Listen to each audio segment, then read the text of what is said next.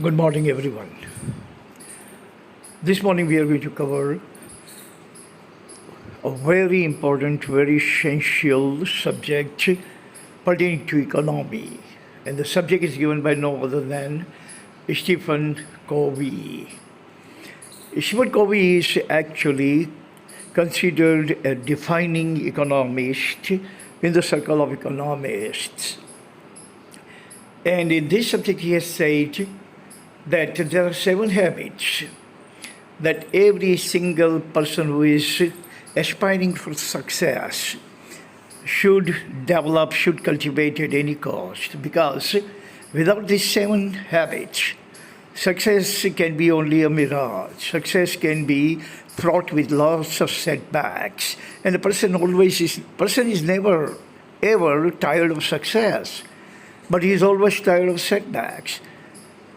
When you are achieving success after success after success in your endeavors, you are never going to be jaded, you are never going to be fatigued, you are never going to be exhausted. But if you suffer setback, if you face setback, even only couple of times, that you are definitely going to be discouraged, you are going to retreat, you are going to surrender to your success, and you are never going to embrace the same endeavors again because you are fearful. The deja vu that you have about the failure, the deja vu of failure is definitely going to discourage you, and you are never going to go into the same direction because you have suffered brunt of failure.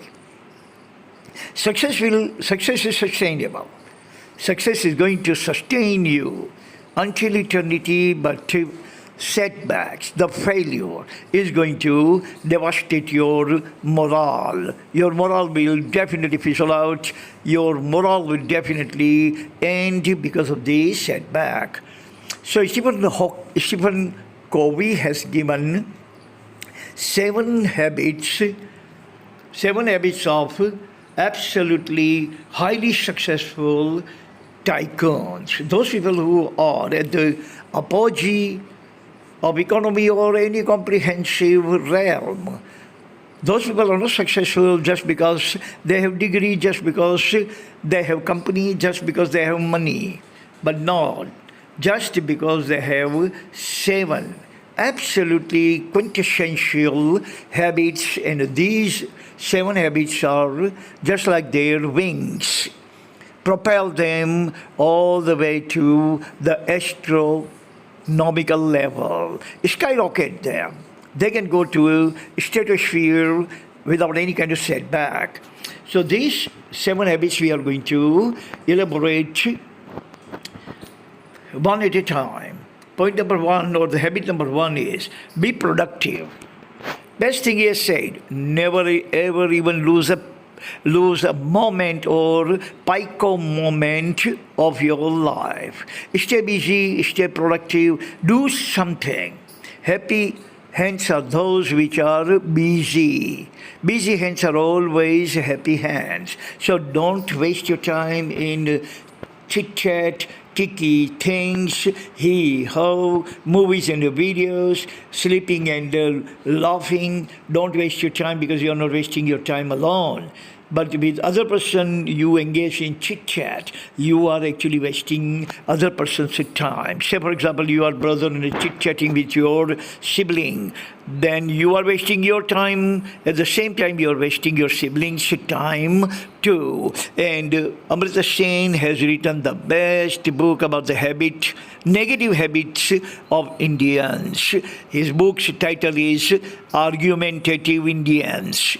Means Indian always remain chatterbox, talk, and talk, and waste away every ounce of energy, every picosecond of their life. Everything actually is forfeited in their cheeky habits. So ask Amartya Sen, and Amartya Sen, our own Amartya Sen, is going to tell you that keep your mouth shut, keep your brain open. What we are doing, we are keeping our brain absolutely shut, and we keep our mouth open. Point number 2 is begin everything with end in mind. Whatever you want to begin, you always remember what will be the end of it. Micro or macro, whatever the thing is, doesn't matter. Whether parents are actually enrolling their first child in nursery, still they should begin with end in mind, meaning they should plan everything minutely, tenaciously, thoughtfully. They should study the environment, the milieu, the ambience of the nursery, quality of teachers, quality of other students, say what community the students are coming from, what area the students are coming from, what is their parental background. If you don't consider this thing and begin without the end in mind, then you remember your child is going to end up absolutely zilch, zero, Osho, nada, nothing. That is what is happening right now in the front of our eyes. Graduate cannot write application in Gujarati, let alone English, let alone Hindi, and they don't know anything about it. You ask them, what did you study last year? They don't remember anything. Ask them what was the 5th chapter of their last book? They don't remember anything. Meaning, when they enrolled in college or high school, they were nada, zero, zilch, blah, absolutely blank. And when they exit 7 years or 5 years from the university, still they are blank. All they have developed is their kicky habits, their empty bravado, empty conversation, chit-chat, foolish things, absolutely simpleton things, absolutely simple Simon characteristics that you ask them. That 5 years ago, remember what did you read in your first SEM? They don't remember. Ask them what did you read in your last SEM? They don't remember. And they've completed 10 SEM. From first SEM to the last SEM. Point number 3 is, first thing first.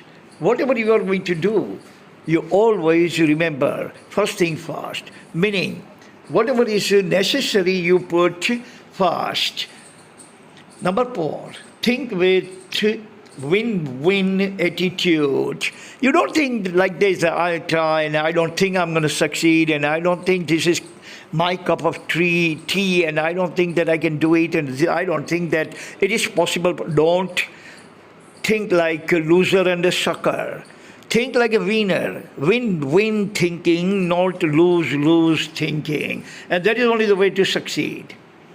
Point number 5 is, seek first to understand. Whatever you are trying to do or whatever you are trying to launch or whatever you're trying to commence, always seek first to understand that thing.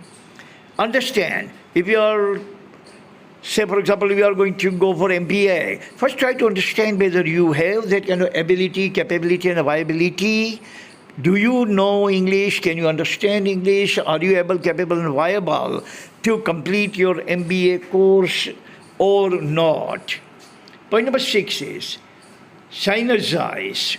Synergize means your cerebral capacity and visceral. Your every single thing should be put together in combination. Yourself and other members of your family, yourself and your colleagues, yourself and other people who are working in your company, all should get together, all should put your energy and synergy all together and actually decide to progress. Point number 7 or habit number 7 is sharpen your saw. Sharpen your saw means whatever the tools you have, sharpen them. They should not be tarnished. They should be very sharp, very effective, very efficacious. Your saw means your tool that with the blade and the teeth that we call in our vernacular language karvat. Your karvat that you are cutting every single thing should be sharp. Means your talent, your education, your understanding, your potential, your performance, Every single thing should be sharpened because you are going to launch any kind of business, any kind of career, any kind of profession, any kind of vocation. Have the attitude of a soldier. When soldier actually goes to the war, then he sharpens everything. Means shooting ability, capability, viability is sharpened, his body is sharpened, his legs are sharpened, his strength is sharpened. Every single thing is sharpened, then and then he can fight the war. So when you are out there in the field of society, where you have to fight a kind of figurative war, and if you are in the war, in the battleground, figuratively, and if you are not prepared, if your tools are not sharpened, your saw is not sharpened, you are never going to be able to vanquish your adversary. So if you want to achieve success in life, then learn how to fight with setback. Fight the setback, success will emerge. But if you don't know how to fight the setback, don't anticipate about winning any kind of figurative war of life. Thank you very much for listening. That's all the time we have. See you again tomorrow. Until then, God bless everyone on this planet. Amen.